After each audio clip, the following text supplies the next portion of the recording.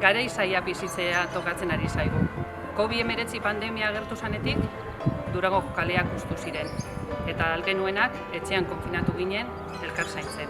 Osasun krisien ondotik, krisi ekonomikak arropatu gaitu. Durangon, hainbat dira ERTE bat jasatzen ari diren langileak.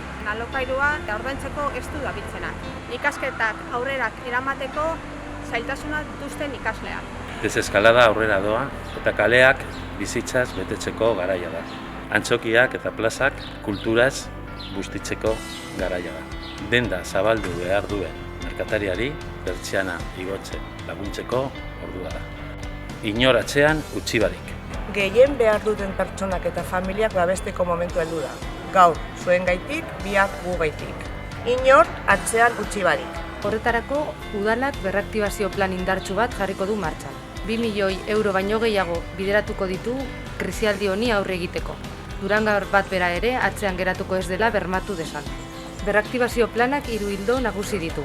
Lehenengoa, herriko jarduera ekonomikoaren berraktibazioa. Bigarrena, beharra duten familia eta norbanakoei bideratutako laguntzak eta pertsona erdigune izango duten politikak. Eta hirugarrena, kultura eta kirol jarduerak sustatzea kaleak berriro bizitzaz betetzeko. Durangarrok lehenago ere garai zailak bizi izan ditugu. Eta errautzetatik herri bat eraikitzen jakin izan dugu.